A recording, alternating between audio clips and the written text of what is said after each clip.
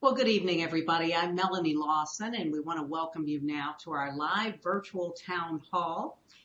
Since the death of Houston native George Floyd while in the custody of four police officers in Minneapolis, we have seen weeks of protest and such incredible anger and frustration in cities all around the nation and indeed all around the world, and that includes here in Houston. Last week, we joined with the Floyd family as they had the incredibly difficult task of grieving their beloved George and laying him to rest in front of the world. But they vowed to find justice for him, and it's a conversation we continue to have too, as his death brings to the forefront so many issues that we don't often deal with, not directly. And now there is another family grieving the loss of their loved one, a 27-year-old father of four who was shot by police in Atlanta after he was found asleep in his car. Just the latest death in a long and very tragic list. And that brings us to tonight. We want to take a look at the role of communities of faith and what they have to say in this very urgent conversation about race, social justice, and relationships with the police. And we have an incredibly distinguished panel of guests joining us here tonight, so I want to take a chance to go ahead and introduce everybody. I'd like to begin with Pastor Steve Wells, who is pastor of South Main Baptist Church, Cardinal Daniel DiNardo with the Galveston-Houston Archdiocese, Pastors Remus Wright and co-pastor Mia Wright at the Fountain of Praise, there they both are, the Reverend Bill Lawson, pastor emeritus at Wheeler Avenue Baptist Church, Rabbi David Lyon with Congregation Beth Israel, and our sheriff, the Harris County Sheriff Ed Gonzalez, Iman Takir Shah with the Islamic Society of Greater Houston. And I want to thank everybody for being here, first of all. Now, we got a big crowd of clergy people and one elected official, and that means we've all got a lot to say, and I want to get to you as quickly as I can. And I'm going to begin here with Pastor Wells. And Pastor Wells, we had a chance to see you last week at the funeral, but we have all heard the saying that the most segregated hour of the week is Sunday morning when people go to their individual churches. In many cases where everybody looks just like them, whites go to white churches, blacks go to black churches, and so on. But you were pretty blunt when you spoke at the funeral last week when you said that more white churches need to get involved in the battle against systemic racism, and especially when we see these terrible cases of police brutality against people of color. So I want to start off just by asking you, why were you so adamant about that? Why was that so important to you? Because it's so wrong. I think somehow we have chosen to accept as normal just what you said, that there are white churches and black churches and Hispanic churches and Asian churches. And I understand historically where that comes from. We used to all have one mass and it was in Latin. And then somebody got the bright idea that we should be able to worship in our own heart languages. And so there were German churches and French churches and English churches. And then it kept dividing out until that felt normal.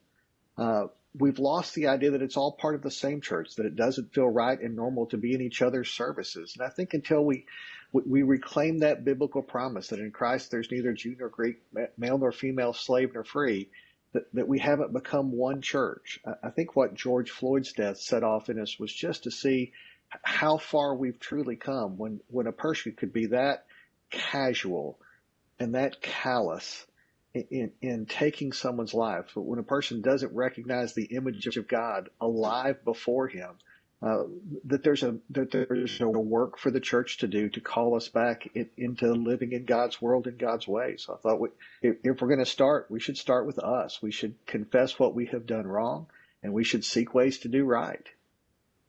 Well, but how do you do that? How do you get more churches, white churches involved? How do you get more members in your church involved, especially when the message is Black Lives Matter? It's interesting. Black Lives Matter is the first civil rights group that didn't start in the church. Mm-hmm. And so I think there's some tension because the message of Black Lives Matter doesn't sound like the civil rights message. There's a distinction there. How do we get our folks involved? I think we do the slow work of building relationships. Our church at South Main is intentionally building a partnership with the Church Without Walls. We've had a long-standing partnership with Pleasant Hill Baptist Church. Of course, South Main and Wheeler Avenue go way back together. So you start the work of individuals building relationships with people who don't look like them and don't think like them and don't vote like them. We have a common humanity in that. So we're committed to, in small groups, getting people together and taking time to do that, and do that for a couple of things, not just for racial reconciliation, but also then to let these protests turn into policy to affect real change in the way the world works.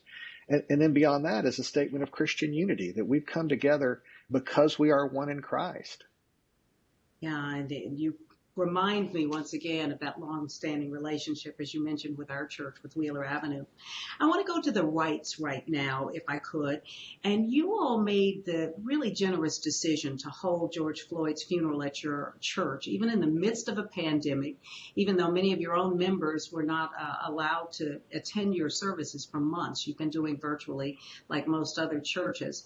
But why did you decide to do that? Why did you open your doors, if you will, to everyone to hold that funeral there? And were you criticized about it? Well, Melanie, we decided to do it because one of George Floyd's family members is a member of our congregation, and we take death very seriously in our church. We feel that if you can't be with your people in the time of loss and the time of grief, well, they're really, you really shouldn't have a church at all. So initially it was because we saw the grief and the astonishment and the sorrow that this family was facing. But more than that, I think it spiraled into knowing that we should be in support of them, not only emotionally and spiritually, but in terms of justice and reform.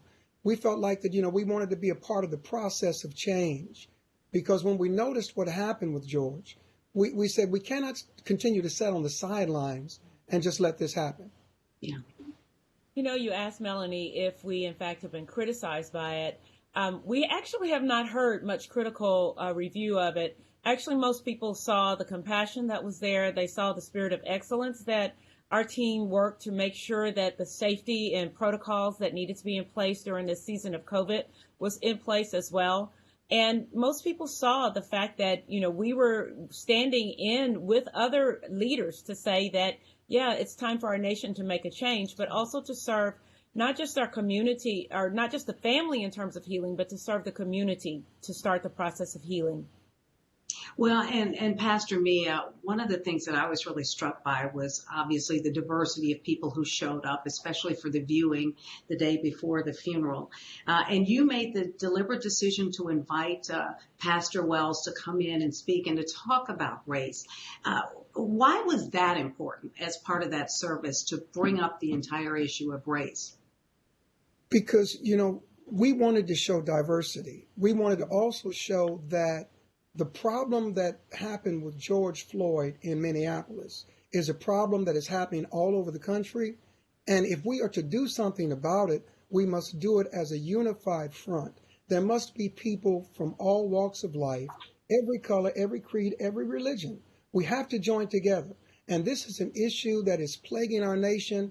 And the only way that we could see any kind of change occur is that we bring people in that have questions or that can have the conversation. That's the reason why, we have the iconic Bill Lawson in, because, he's been a civil rights leader in this city for many, many, many, many years. I didn't have his phone number, so I asked Bishop Dixon to call him for me, but I wanted him to be there. We wanted Steve Wells to be there. Had I known Cardinal DiNardo, I'd have had him there. I'd have had Rabbi Lyon there. I'd have had Imam Shaw there. I would have had, of course, the sheriff was there.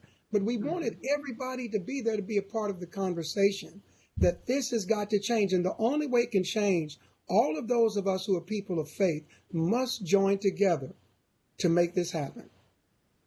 Well, and I want to come back to that in just a few moments, but I'd like to move on to the Cardinal right now.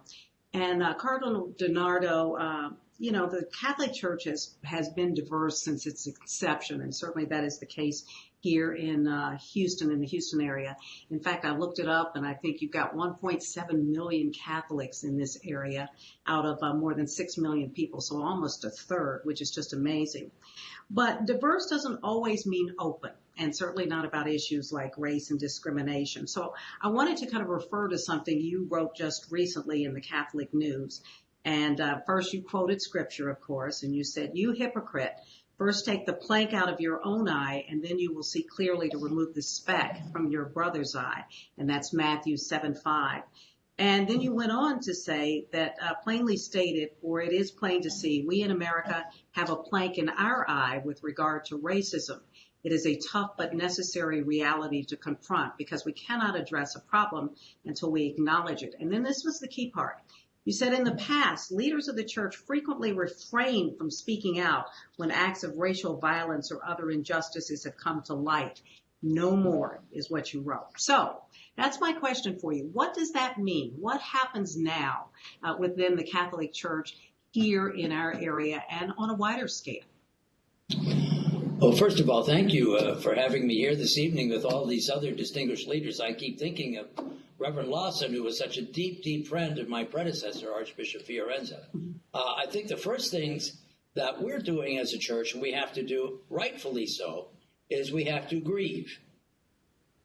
Just as we gathered last week and saw a family in grief, we could grieve with them, because if you don't grieve, you have no sympathy or compassion. Within our church, that's a very important dimension, because we too claim, not only claim, we believe, every human being is made in the image and likeness of God. When something happens that's wrong, we grieve with the family and with that person. When that person's life is taken from them, we have to respond in grief, in prayer, and then we have to go to action. In my own archdiocese, my Archdiocesan Pastoral Council, we call them, have been meeting for months, looking at actions and possibilities we can do to overcome this plank that we have in our eyes a lot, that is racism. It can be done with a gesture or an action that's unspeaking. We need to be attentive and to listen. So part of our project of doing this is listening, most especially listening to our Black and Hispanic brothers and sisters within our community.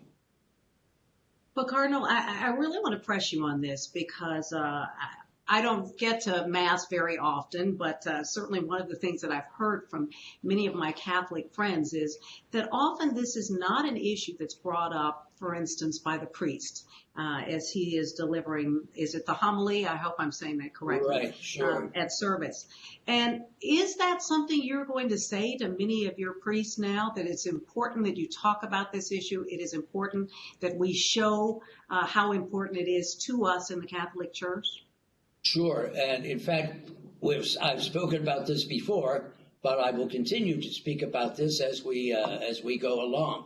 Yes, our homilies are based on lectionary readings, so we read from the scripture. Mm-hmm. In any case, any week is a good week to talk about the human person and the rights and the dignity and justice that is owed them. So within our structure of homilies on Sundays, yes, that's one of the things we have to pay close attention to and do. All right. Thank you so much, Cardinal. Well, Rabbi Lyon, I wonder if I can take a moment with you now. And you and I have talked about this in the past. I know we have, but there's long been an almost symbiotic relationship between the Black community and the Jewish community when it came to fighting against discrimination. Certainly the sit-ins and the marches of the civil rights movement, there were many Jews involved. And in fact, in some cases, they also suffered and died or were killed for their stance. But I have to ask, there seems to be now a little bit less involvement or maybe open involvement by the Jewish community in our area. And of course, we know there's oftentimes been tension between Jews and Blacks and certainly the Orthodox community. But is that a fair assessment? I mean, do you feel as though there are a lot of people out there within your community who are taking part in this and who are very concerned about what happens next? I think it's fair to say, Melanie, and it's very good to see you and good to join you again and this great panel of faith leaders. Thank you. It's fair to say that there was a time when the relationship between the Jewish community and its leaders and Black leaders was in the news and made extraordinary strides to improve relationships. I have to say that much of our work today has been going on, but it hasn't been observed or seen or felt. And I think that's the area, as we've spoken so often this past week and in recent times, about seizing the moment. This is a turning point, a watershed. This is a time for all of us to continue to listen and hear each other, but to be profoundly compelled to make a difference with each other. And as Cardinal said, and in Genesis we read, we're all created in God's image. We also read the same text, love your neighbor as yourself. But what I've also come to learn is that before we can truly love each other, as tradition would encourage us to do in the most ideal sense, we also have to understand each other's pain. And if we understand each other's pain, then we can truly know how to avoid it, how to help someone overcome it, and then know mutual love. I was asked what I thought when I attended the funeral for Mr. Floyd at the church. And I will tell you, I went to grieve with them and with the grieving nation so that I could feel, understand, and express my condolences and the pain. And now to turn the corner and to demonstrate love that is evident in our community and between our communities. And I think there is so much more for us to become together. But then that brings me to the question that all of you have been asked, and I'll let you know in just a moment that I've had a couple of questions from our viewers out there. And that is, what happens next? So, Rabbi, what is your message to your members? That it's one thing to grieve at home and to love your neighbor silently, but what's the next step? That is the question of the day. And in my sermon on Friday night, when we gather to begin the Sabbath, I said to the congregation that though the Jewish community has known in its history and in this country its own sense of persecution and oppression, the strides that we have made do not give us any privilege to relax in our own effort to help everybody rise to where they can be. And therefore, we do have committee and structure within the Jewish community. Every synagogue in Houston is engaged in social justice work, but it is time to ramp it up and to get to know the fine people on this panel better, and other church and imams and other significant leaders, and we're doing it. You'll hear more tonight, I think, about some of the efforts that we're doing jointly. But the synagogues, I've been on more Zoom calls this week than ever before to collaborate with rabbis and other faith leaders to be sure that we are in the right place at the right time, because now there's no time to waste. And you mentioned that. I want to go to the Imam right now, Imam Shah, because I know that there was a group of Imams who got together and sent a letter. And then I think about the same time, a group of Jewish leaders who sent a letter and asked, and I'm trying to remember all the specifics, but basically said that it was important for you all to work together and for our city to work together. Is that fairly accurate? Absolutely. First, I want to say thank you to you and all of the distinguished leaders, faith leaders present here today. And thank you for including us and in this important discussion or this important conversation. I believe that, Muslim community is also a very important part of society and of this community specifically. And yes, we have had struggles, as many are already aware of, but this is a time for us to stand in solidarity, to come together with our brethren, with our Black brothers and sisters of the community. And yes, we are trying to do whatever we can. So if you know a little bit about the Muslim community's history in the United States, we're not fairly old, we're quite young. We are into just transitioning into the third generation phase.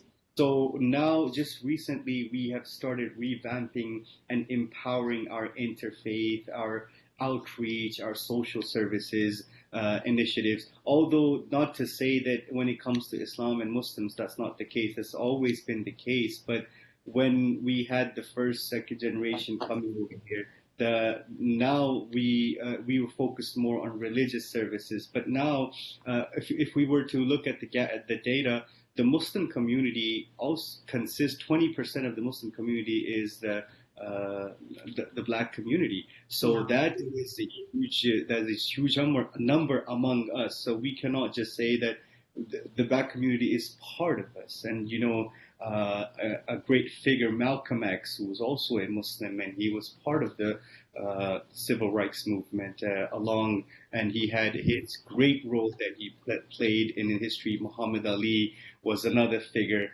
and many. So we are doing our part, and yes, we are together with the community, because we are also at times become victims of many things. But I was going to say, your community is very much targeted, so you certainly understand discrimination. We all know, how Muslims have often been treated in this country, especially after 9/11 and the wars in the Middle East. And we also know that you've suffered some violence that has been committed against your mosque and the like. Even some elected officials have targeted the Muslim community. We remember the ban just several years ago on Muslims entering the country. So I guess that is the other part I have to ask you. Do you sometimes worry that there but for the grace of God go we? And as a result, perhaps feel as though either you should be more involved with the black community as a result of that, or perhaps a little bit less, and maybe you can clarify for me. No, that's actually a very good point you've brought up. I think that, yes, we have been a target of many things, including hate and prejudice, and not just all over the country, but there are examples here in our city as well. No, we definitely need to get more involved. And, just as I mentioned earlier before, that the 20% of Muslim community consists of blacks. So it's not to say that whether do we engage with a huge number of black Americans are Muslims. They are part of our culture. They're part of our mosque. They're part of our center. So yes, we need to get engaged, involved, empower, educate, and learn ourselves, because many Muslims, it can be said that they are from, Middle East or Asia. So a lot of times, now another challenge is that many of those who have never faced or this slavery or this type of racism, they don't know what it feels like. They have no idea. They don't know what supremacy or privilege is. It's a completely different thing. And being forced into something without your will, without any choice, and being subjugated to many things that are completely inhumane. So yes, I think not just Islam, but all of our faith and all of our religions and all of our teachings teach us to stand up for that, hold firm justice, as the Quran says in chapter number 4, Kunu qawwamina bil qisti shuhada, that uphold and stand firm with justice, even if it be against yourself, even if it be against your parents, even if it be against your relatives. Yeah. So yes, we are trying to do our part, and I'm glad to be part of this amazing panelist, this group of faith leaders, and thank you. Well, we are glad to have you here. I'm going to take a slight detour and move away from the clergy for a moment and talk to the sheriff.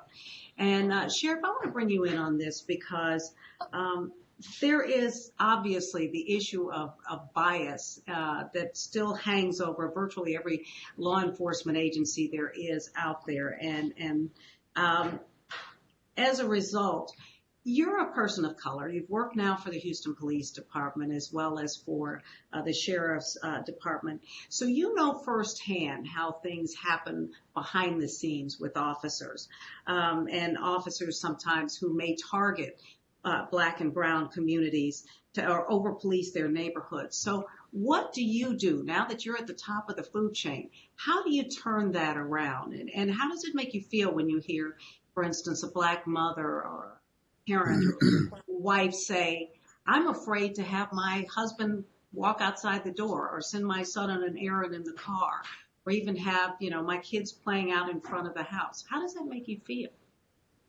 Well, Melanie, first of all, thank you and ABC13 for hosting this very critical conversation. I'm honored to be on this panel with so many amazing leaders from our community. It really is a privilege. First, my condolences continue to go out to the Floyd family. What happened was tragic to see Mr. Floyd be murdered at the hands of police.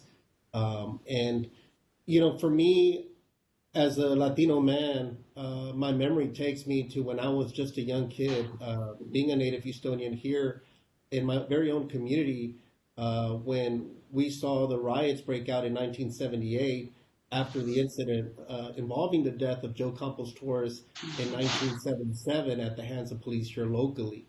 And I remember seeing those images on TV, not fully understanding the full scope of what happened.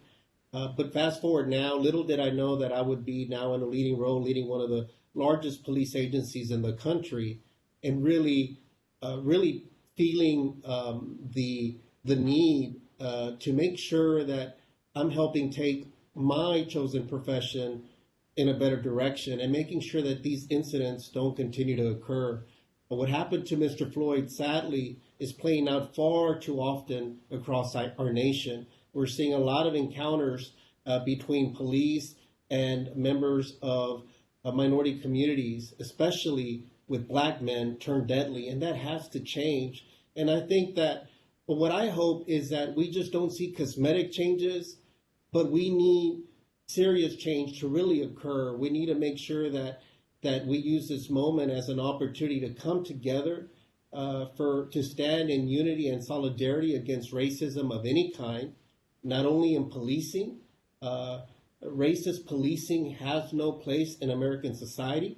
We must root it out, and we must also make sure that we come to grips with the racist origins of the profession. We've got to understand how we got here. We've got to understand about the slave patrols and Jim Crow and how police historically was used, and also as police leaders, that we have to understand how we contribute to over-policing in communities, especially communities of color. We've got to make sure that we're listening, that we're paying attention to it. But I also want to challenge everybody that we not only stop looking at policing in terms of the front of the house, sort of what comes out on the body-worn cameras, the engagements between police and community. There's a lot of other systems that need to change. I operate the second largest jail system in the country, and it bothers me to no end that 50% of my jail population today here in Harris County is 50% Black males. 50% out of a population of 8,200 individuals, and about 60 or 70% are just pretrial individuals. Now, I don't have an exact answer to that, but we got to be willing to have that conversation. Every year here in our community, 90,000 children have a parent that's incarcerated in our jail. I'm doing something about that, but where's the rest of the community? We got to make sure that we look at systemic racism and systems that are set up that aren't truly helping all communities, especially minorities communities.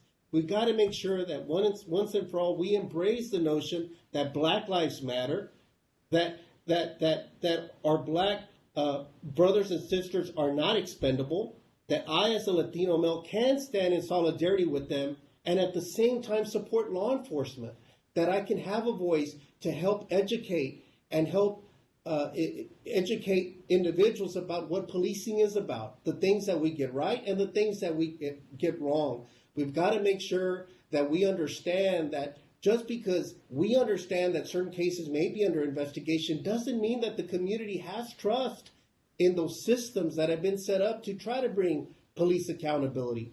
And so we got to make sure that we're part of this discussion as well, that we don't become offended because people are marching, that people are calling us names, that people want change. We need to embrace that. We need to understand that the anger and hurt is real and that it's justified. And then we also have to see where we could help change some of that narrative where it is possible and not forget the many positive changes that have occurred.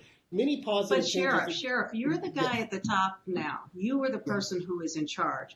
What do you do about officers within your force that perhaps have had one or two problems, more than that? What are you doing to root out bad cops? Well, the key thing is we hold them accountable.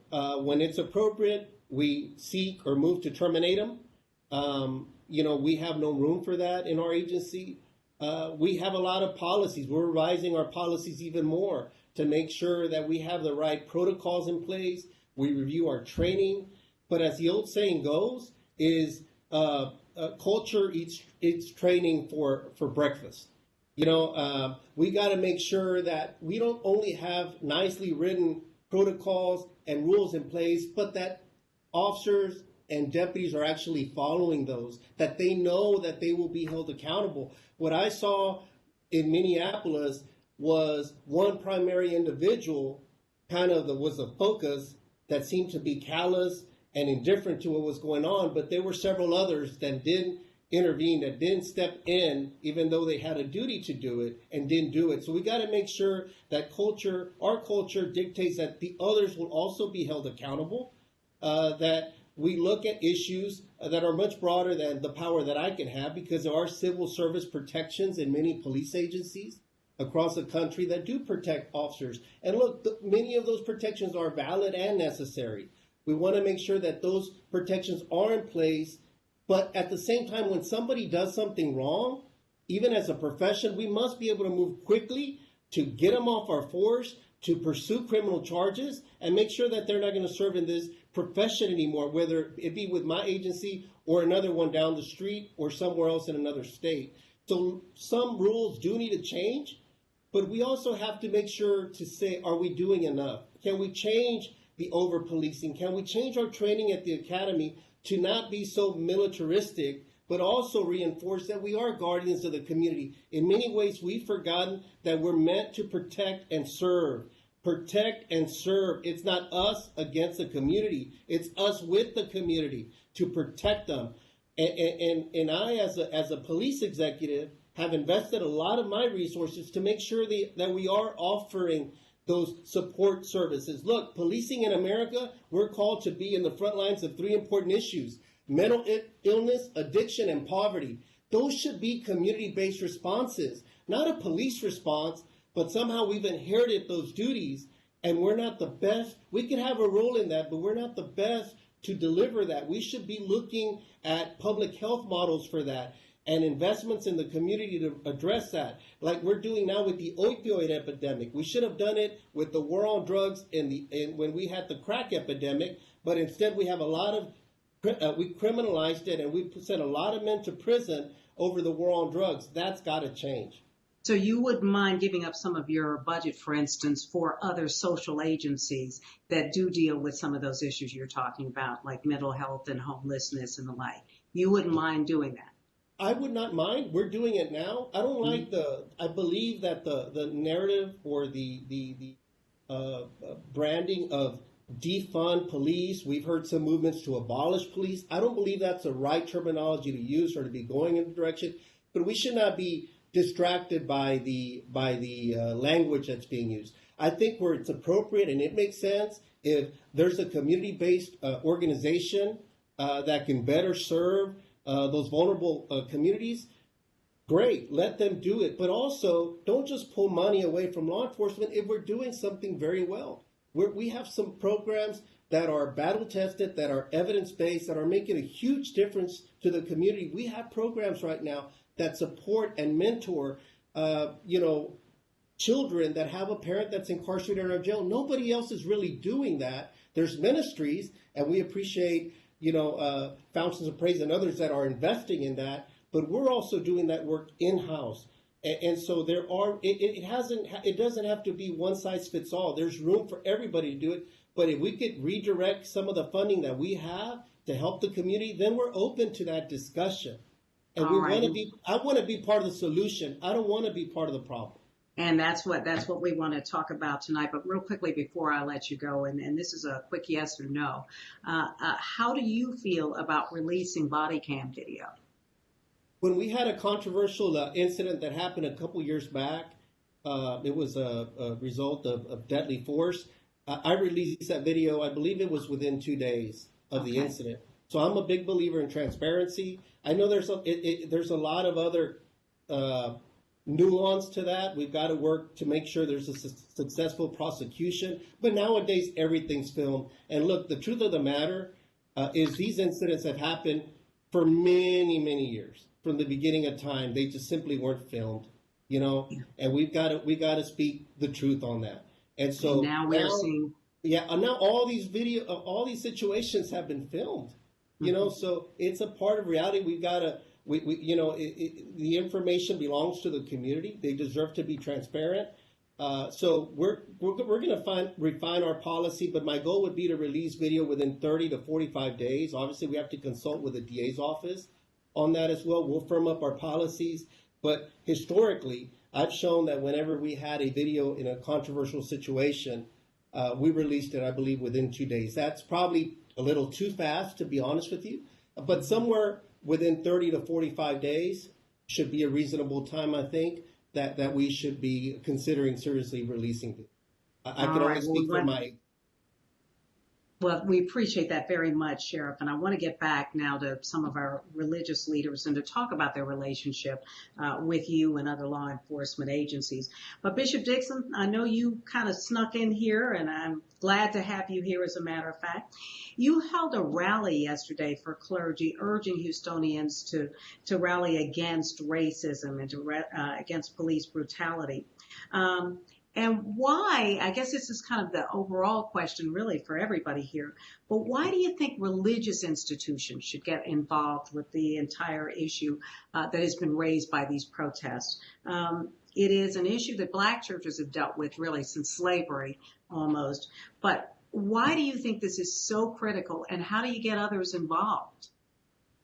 Well, first, Melanie, thank you very much for having me on with this auspicious group of faith leaders and law enforcement. I'm honored to be named amongst them tonight, and so thank you for the opportunity. And to all of you, fellow clergy, good evening to you. I think that, as you just mentioned, the the first premise, of course, is biblical. The scripture does say in Genesis, God created man in his own image and likeness, and we know that it could not be an exterior description because we don't know God's exterior description. He's spirit, and so we're dealing with the spirit of human beings. All of us are made in that same image and likeness, the imago Dei, and that is a theological premise that all of our faith groups do purport. And so that's equality in essence. Acts chapter 17 in the Christian scripture, 17:26 says, of one blood God created all mankind, humankind, which makes us one family. We think that's important. Racism is built on a false premise, and that false premise suggests that there's more than one race. There could not be racial superiority if there's not at least the concept of at least two or more races. That is where the fault line is. There's truly only one race, that's the human race. If we ever could come back to that original theological truth, then there is no grounds for racism or supremacy or inferiority at all, because we are truly of one essence and we're one family. And Dr. King said wisely, we'll either learn to live together as brothers or we'll perish together as fools. And so theologically, we are really one family. Historically, of course, the Black church comes out of the protests. We were not wanted in the church that existed coming out of slavery, and so the Black church was actually birthed in this crisis, in the womb of crisis, and we have been forever saying we cannot breathe. Historically and culturally, for 400 years, Blacks in America have been saying we can't breathe. We can't breathe on the slave ships, on the bottom of boats. We can't breathe through 250 plus years of slavery and all that entailed. We can't breathe. The adverse responses to Reconstruction, of course, became Jim Crow. We can't breathe segregation. We can't breathe through the lynchings, and on and on. So the knee of oppression has been on the necks of Black America for 400 years. The imagery that we saw with the officer on George Floyd's neck is an image of something bigger. The picture of oppression on the necks of a people for 400 years. And just think of it. that with the knee of oppression on our necks, we produced a Melanie Lawson, a Michael Jordan, a Tiger Woods. We produce Oh, scientists. We I'm in produce tall engineers and cotton there. doctors. No, absolutely. But can you Yeah. imagine what we would have produced over these last 400 years, 200 years, if we have not had this knee of oppression on our neck constantly suffocating us? So it is our motif. The faith message from a biblical perspective is a liberation message. Without liberation, there's no salvation. Without salvation, there's no liberation. They're one and the same. We've got to preach that gospel and practice it as well. Well, Bishop, I know that in the past you've worked a lot with other Black organizations, other Black churches, but you have really reached out this time around to people of all colors and all backgrounds. Why was that so important this time? What is different? Well, I'm so honored to answer that question. We have tried this in times past, and just for whatever reason, we're not able to galvanize. But the eyes of the nation are now open, and hearts have opened up at the same time. And there's the will, the collective will to unite. And so to have the imams there, to have the rabbis there, to have individuals, Catholic, Protestant, Jew, Gentile, it's what Dr. King talked about over 50 years ago, all of us at the table of brotherhood, because unless we do this together as a family, we cannot move forward to heal. Reconciliation requires everyone at the table. You got to confront something to cure it. You got to be transparent in order to transform, and you have to unite in mass as one family in order to move family as a heal force. We're building a human love force that's empowered to liberate the oppressed and to eradicate racism together. And when we speak that same message with one voice, there's no power greater than unity, because there God commands the blessing. So I'm honored to be a part of that coalition and have our faith leaders as well as others of diverse cultures and ethnicities who are all a part of the same mission. That's what the model has been with Pope Lawson. I call him Pope Lawson, affected Dr. Lawson, and with Bishop Fiorenza, as well as with Rabbi Karf, and now with Cardinal Donato and others. If we can follow that model and multiply it in mass, there's no force that can keep us from bringing change to America. All right.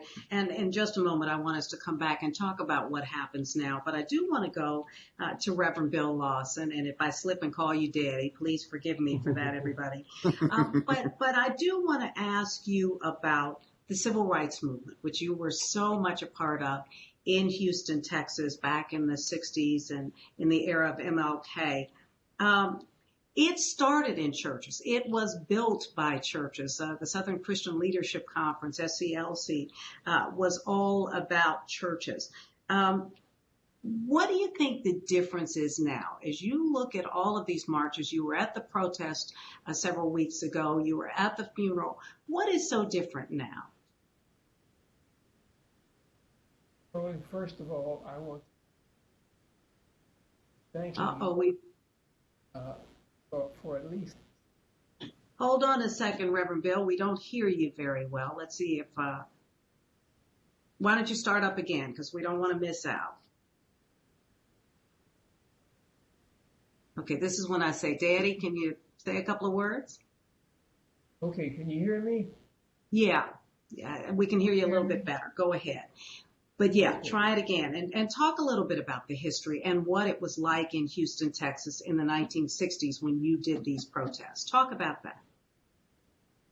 I was in the process of thanking you and ABC13 for allowing this conversation to be aired. I think that is very important for us to at least face these issues, to talk about these issues, and then to raise the question, where do we go from here? You asked me about the civil rights movement of the 1960s and 70s. I think that just about everybody at least knows, whether you've read about it or whether you've probably lived through it, realizes that the civil rights movement was an anti-segregation movement. It was a movement that faced the fact that we couldn't sit on the front of the bus, or we couldn't go into a store and try shoes, or we had to go to black schools or black churches. And so our primary thrust in those days was black against segregation. And we marched and we demonstrated and we made speeches against Jim Crow. That's largely what we fought against. I think as I look at what I saw in the rally in Houston, and I think in the marches almost every place, it is an extremely diverse group. These are not just blacks appealing against segregation, but these are people feeling as though our nation is wounded. And as Bishop Dixon has said, we have had a neck on our knee. And so there are many people who felt like that. Females have felt like that. Other minorities have felt like that. And what we saw in these rallies and marches was a whole brain stream, a brain drain, but a whole rainbow of people who thought that the nation needs to recognize that we have a problem, a serious problem, and that we need to deal with that problem. So I think that what was different in the civil rights movement of the 50s and 60s and the protests of this time is that people are not just marching against one single evil, segregation, that we are recognizing that there is corruption in almost all of our institutions, and that corruption needs to be faced and needs to be addressed, and then something needs to be done about it. My question would be likewise, where do we go from here? We've had our marches and we've had our rallies and now we've ended up with anger. What you have on this panel is a rainbow, and this suggests that they're not just blacks concerned about this, even though part of the reason why we are rallying and marching and making speeches is because we've had black people who have been assassinated, and the question is, where do we go from here? The easiest thing is to say anger, and that makes good sense. If your father or your brother or your husband had been assassinated, certainly by law enforcement, anger is the logical response. My question would be, after having watched this kind of response for a long time, is that anger, revenge, is a very shallow comfort. It doesn't do much. If we say what we need to do is to break some bones and knock out some teeth, that really doesn't help much. But just the fact that we've got Catholics and Protestants and Muslims and Jews all on this panel is to suggest that we have to go further than just simple anger. And my hope is that we will realize that our problem is not legal. Our problem is far more moral. Far more moral. Yeah, that's a good place to jump off. And can I ask you quickly, do you feel more hopeful now as you look at this coalition? Because you've told me that this is unlike anything you've seen before. Is that accurate? That is accurate. And I do feel a lot more hopeful. Just the fact that we can have people such as the ones who are on this panel suggest that there's a much broader response.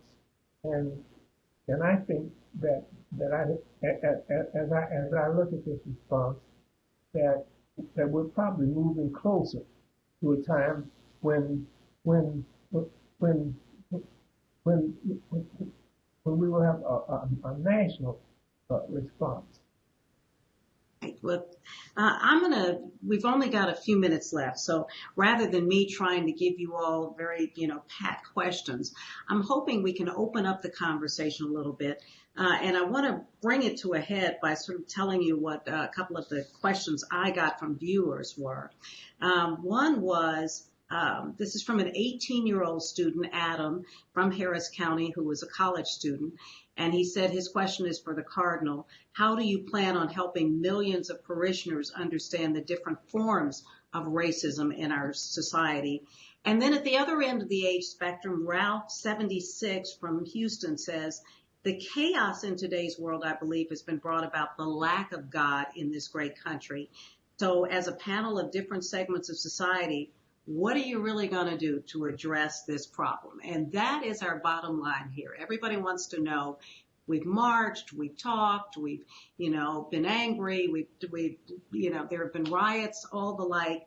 But as they look at you, as they look at this quilt here, what's next? What do we do? And I'm going to allow any one of you to jump in first of all and see if we can't have a real conversation about that. Surely you're not usually this polite. Cardinal, did you want to jump in since that question was aimed at you? Yes. To the 18-year-old who has written in, thank you for listening. And I don't want to answer that so much as I want we to answer it. Within all of our churches, the first is to get the conversation going amongst our own parishioners. Houston is the United Nations. Even all of us together are still but one small part. Bishop Dixon is right. We are one race, the human race, and the variety is enriching. So we need to speak with one another and in our own communities, because there are differences there, so we may be enriched. We start this by dealing with enrichment. May I also add one comment to Sheriff? Thank you very much. I believe we should walk with the police, not walk against them, walk with them. I also think we should occasionally confront them.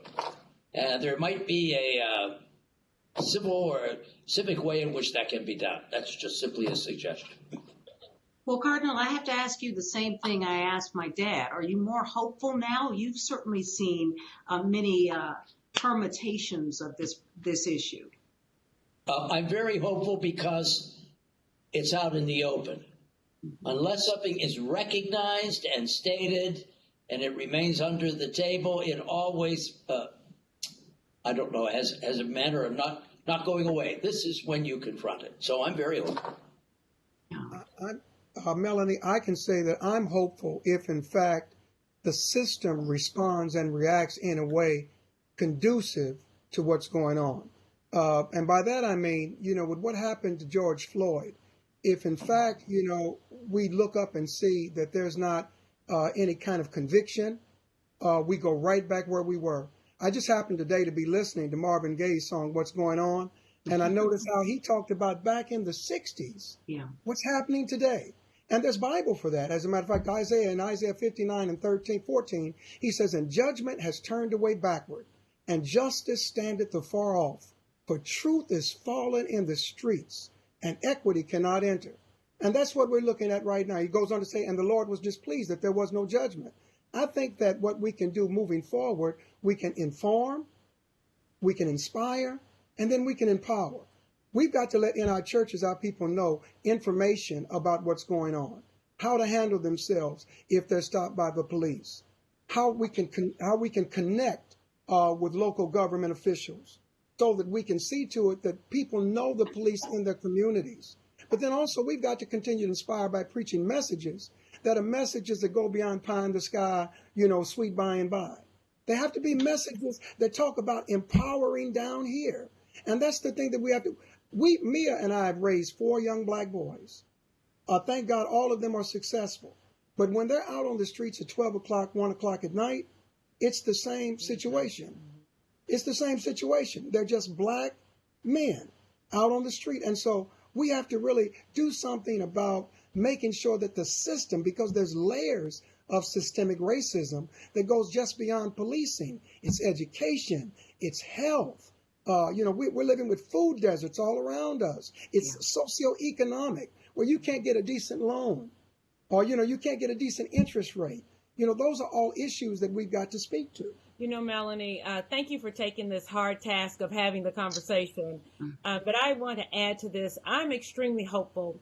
We had a personal situation that happened in our area, and I had several neighbors send a response back, but it was a 16-year-old girl who responded back to me with a message of thank you for pointing out the racism and the implicit bias that was in the email. And it was just the fact that a 16-year-old, she was Asian, young girl would see that in my email without me using those exact words. She saw what I was calling out, even in my own neighborhood. And so we have to learn to stand up. We have to see what is happening in our world. As Pastor Wright said about the systems that are in place, there's systemic racism that is deeply rooted. I believe Pastor Wells said we have to look at what the history of some of these things are and how we have used even the Bible itself to control people, to keep people and to reinforce one race over another, how we've built social constructs of race itself. As Bishop Dixon said, we've built this construct to make it so that it's easy to treat somebody less than you are, so that you can build and say that your race is superior. But in fact, we are one human race. So we come together. I say to people all the time, if Blacks could have solved the problems caused by racism alone, we would have done this years ago. We could not do it by ourselves. We cannot do it by ourselves. It will take the co-joining of people who are white, who are Hispanic, who are Asian, who are immigrants, who are born here, people who come together and say, we want to see a world that is truly unified. In order for that to happen, and it can happen, I am hopeful. Certainly for this next generation as well, but I'm truly hopeful that it can happen in our generation, to see the systems that are in place to begin to break down, to be challenged, to be held accountable, so that we indeed move forward as one people in the United States of America. But again, you are churches, you are synagogues, you're mosques, as opposed to an official structure of some sort or another. Rabbi and Aman, I'm going to come to you all now. Do you feel as though you could pick up the phone and call the sheriff's office in the midst of some event? Do you feel as though it is possible for you to rush to each other's aid in the event of some kind of terrible situation developing out there? Yes, Melanie, without a doubt. In fact, it's this week that really brought it all to a head, so that Bishop Dixon and I were on the phone together and getting to know each other better. Pastor Wells and I were always friends and talking to each other. And I think that with respect to faith, I'm so glad that so many young people are tuning in to see all of us, how privileged we are to have young people listening to this panel of faith leaders and others. But if we only light candles and only drink wine and only utter prayers, but don't get on to the work that needs to be done, then religion is an armor that protects us from each other. But in fact, it should be something that compels us to get into the ills and the needs of the world and make the difference that makes not only each other proud, but makes our God proud too. But when you say get in there and do the work, what do you mean? How tomorrow, and really, again, anybody can jump in here, how tomorrow do you go out and make change? What are we doing now that is different from last week, last year? Melanie, if I can jump in there. I'm sorry. Please do. And I'm not sure who what I was going to say is Pastor Wells and then Bishop Dixon. Go ahead, Pastor. Part of what we have to do is say, look, we don't have to agree about everything to work on something. We don't have to, and knowing that there are a world of things wrong doesn't mean we can't pick one of them.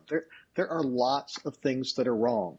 When we talk about Black Lives Matters being a part of All Lives Matter, my brother-in-law is a firefighter, and he'll tell you all houses matter, but they only send the trucks to the houses that are on fire. Right now, there's a fire, and so Rabbi Lyon has spoken at my church. I've spoken at his synagogue. We've been friends for a long time. It's no surprise we disagree about things. So we don't focus on the things we disagree about.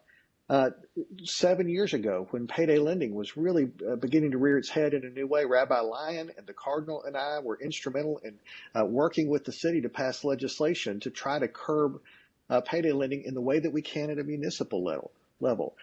I think when you start to recognize there's this problem, and we all agree this is a problem, racism is a problem, it's America's original sin. But if we'll choose to come together around that and push off the other things and say we can make a difference here, then there's a meeting of the minds. And I think there is a value to a moral voice. That's part of why you've assembled this panel.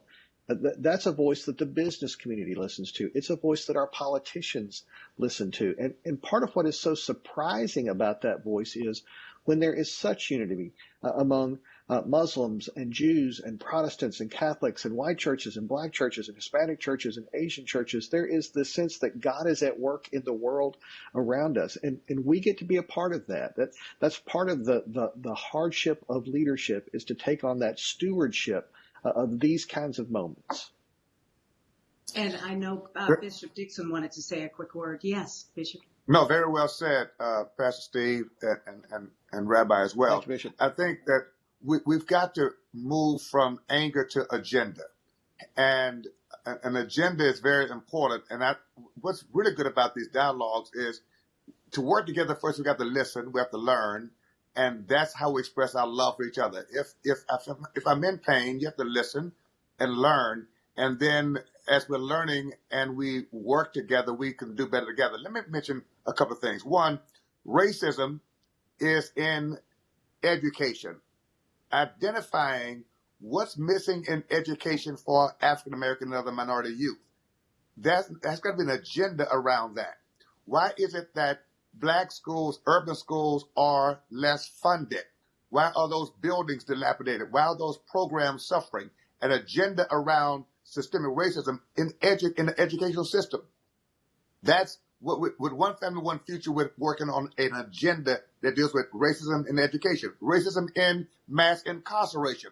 The 13th Amendment of our Constitution legalizes free labor when you are in prison. That was the way to legalize slavery, through the prison system. Most people don't understand that the Constitution supports that. There are over $10 billion per year generated for for-profit American companies on free prison labor. So you got blacks and other minorities working for for-profit companies for free while they're incarcerated, but it's legal because it's under the banner of prison. So when the Emancipation Proclamation was signed, the 13th Amendment to the Constitution legalized slavery under the banner of incarceration.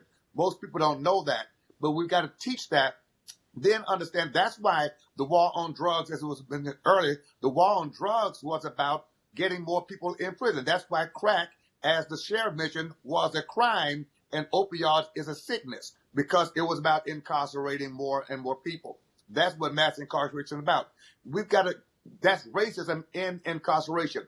Then there's racism in financing. Think about it, that in the 1950s, when the Fair Housing Act was signed, the home ownership of blacks today is almost synonymous to what it was when that Fair Housing Act was signed. Why? Because there's racism in systemic financing. So we got to dig down under the weeds and develop an agenda. In this county, we're still dealing with, as the sheriff said, people are in jail, not because they have been convicted of a crime, but because it's pre-trial, but they can't afford to get out. They don't have bonding money. And so we understand those kind of agenda items. If we can unite around a movement like One Family, One Future or something else, we're asking One Family, One Future, we can have an agenda that all of us would weigh into, leverage our resources and our influence to see systemic change, one agenda item at a time. And we finally have the muscle to do it as a unit. All right, Bishop, we're running a few minutes over, so I want to make sure I get everybody's final words in here. Iman, I want to ask you, do you feel as though if something happens in your mosque, if something happens to someone, you can pick up the phone and call the sheriff, or you can call one of the other members of this panel? Do you feel as though perhaps that's changed in the last few weeks? Yes, absolutely. So I just want to add 2 points over here, and I know that we're already over time. To answer this question, yes, absolutely. We are very hopeful, and we are in very good terms with the sheriff department, with the police department, with the law enforcement agencies, with the government, city officials. And we feel very confident. We have very good relationships. We invite them. They come over. When you don't really know someone and all you hear about them on the media, on what everybody else is saying about that person, and they give you that picture, or he's like that, or they're like that. But when you actually meet them and you get to know them, then you find out that, hey, they're just like us. They have the same issues as us. Then you know that we're all the same. Yes, we may have differences. We may agree on certain things, but that does not mean that we come to points of contention that affect all of us as a humanity. And the second point that I want to share with you, and I think I'll just conclude, and I know we're over time, is that yes, where do we go from here? And that was an excellent point that were brought up by, I think, the Cardinal, the Reverend Lawson, and everyone present here today. And I mentioned this in my sermon last week when I was giving the Friday sermon, that yes, we've put up statements, we make a post, and we post pictures, and yes, we use the hashtag, but what are we doing? Where do we go? What happens now, right? Okay. Yeah, what does happen now? Yeah, what does happen now? So what I said, that we start from an individual person. We make sure that, Muslim community is a very diverse community. It consists of blacks, whites, Africans, Asians, Middle Eastern. So yes, there can be a little bit of racism when you have such a diverse group. So what we've addressed is make sure that there is no form of racism within your community, within your family, right? Make sure that, because we have intermarriages, make sure there's no form of racism. Or when you see an incident like this, you don't just sit in the comfort of your home. You come out and you do something about it. You speak against it. And I can tell you for a fact that the Muslim community did come out, and we will come out. Every time there is a need and every time there is an injustice that is done, we will come out for our brothers and sisters. We are always against injustice, oppression. We know what it feels like, and we will be with you, with the community, every step of the way. All right. Thank you so much, Iman. I'm going to give 30 seconds each to Reverend Lawson, and then to the Cardinal, and finally the Sheriff. So, Reverend Lawson, you get to start. You've certainly watched many of these cycles in your lifetime. What do you see as the most important thing to do now? The first thing to do is just what you're doing right now. Questions. You need to raise questions. The second thing is, we need to start answering some of those questions. I believe that at this point, we need to work on things like better policing, and the sheriff has mentioned that already. But I think that we need to work on better policing. But then secondly, I think that we need to come up with some positive way of showing love. It is a fairly easy thing to show anger, but how you show love? I think that's a question that needs to be answered. Now let me let you pass it on to somebody. Well, I'm going to pass it on to the Cardinal, as we have watched this extraordinary last few weeks, Cardinal, and I know many of your members are involved as well. But what do you do next? What do you do with your huge archdiocese in terms of turning people in a more positive direction, in the sense that they can accomplish something? Well, 30 seconds, I'll say it this way. Mm-hmm. Turn your anger and your desires and your intelligence into prayer. And once you have done that, then you come out of that prayer and you think of one action that is necessary in your community. I think within the community of Houston right now, a major action that's necessary is to work on education. And I would, for one, say to any of my congregations or any people who are around, bring your help, bring your thought to an education facility, or to educating children or being with children. That's my 30 seconds. All right. Thank you so much, Cardinal. And Sheriff, I'm going to ask you, you're here with this august body of clergy. And obviously we are talking about some tragic and really horrendous events that have happened over the last few weeks. But what do you hope to take out of all of this? And are you willing to pick up the phone and call them? And hopefully they're willing to pick up the phone and call you. Yes, absolutely. I have a great deal of admiration and respect for everyone on the panel. Bishop Dixon, for example, has been very instrumental in helping us lead efforts to better support, as I mentioned earlier, those children that have a parent that's incarcerated in our county jail. And we have a lot of work to do. And I just want to encourage everyone that may be tuning in to make sure that they're voting, that they're getting involved. There's political decisions around many of the issues that we talked about here today. We need an engaged community that not only is willing to speak about critical issues, but to cast their vote because elections matter. We also have to make sure that we're not using law and order, because I hear that quite a bit. We can't use law and order as an excuse for brutality. That's got to change. Internally, we got to look at our agencies to see how we train, how we recruit, how we're hiring, our hiring practices. We got to make sure that when somebody is committing criminal activity, that as police executives, we take quick action when the evidence supports it, that we get rid of bad apples. I hate using that term bad apples because we hear, well, there's only a few bad apples. In our profession, we can't afford one bad apple. We got to get that corrected. But I also want to be hopeful because I know that the men and women that serve in law enforcement, vast majority care about serving the community. They want to make a difference. It's still a noble profession, I believe. I believe they should be better paid along with educators.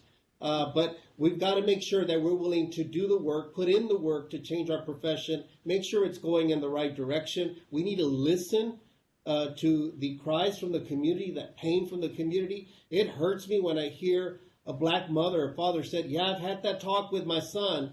That shouldn't happen in America today. It shouldn't happen in our community. People should not be afraid of how their community is going to be policed or to So be what are you going to do tomorrow to turn that around?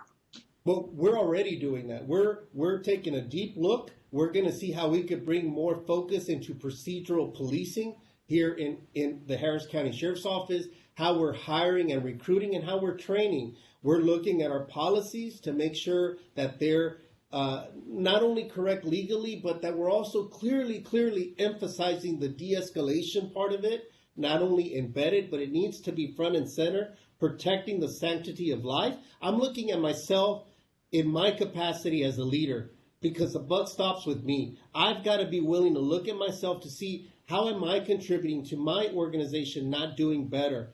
I can't just put the blame on the frontline deputies that are out there doing the job. It has to start with me as well.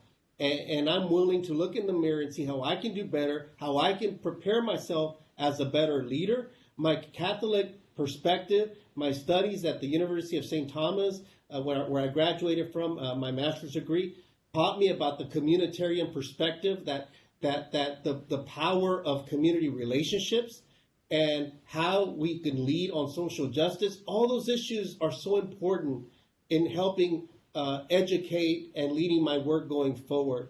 Because I always say when I walk through the jail and I look at the population, 70% black and brown, that there but for the grace of God go I. And even though we believe in equality for all, the statistics don't always bear that out. Because I would be more likely to be incarcerated in the county jail than to ever be the sheriff. But here I am because I stand on the shoulders of great leaders, such as Reverend Lawson and many others that open the way for others to step forward and be able to lead. And so I want to maximize this moment in time. Every day I'm blessed to have 86,400 seconds to be able to make a difference in my community, in my agency. And I don't want to miss a thing. I want to make sure that I'm helping lead the Harris County Sheriff's Office in a better place, my county, my city, and my profession in a better place. That's my commitment. That's what I want to do, and that's what I want to do. And I'm also proud of the men and women of our corrections team and in policing that work so hard every day to protect our community. Well, Sheriff, I want to thank you very much. I want to thank our entire panel. I know since I'm among a bunch of clergy that I let the service run too long, and I apologize for that to all of you as well as to our audience. But I appreciate your very thoughtful and profound interactions and observations. And I believe that we really are going to make this city a much better place as a result of conversations like this. Thank you so much for being with us. We want to thank as well all of you who tuned in tonight to watch this. And have a great evening, everybody.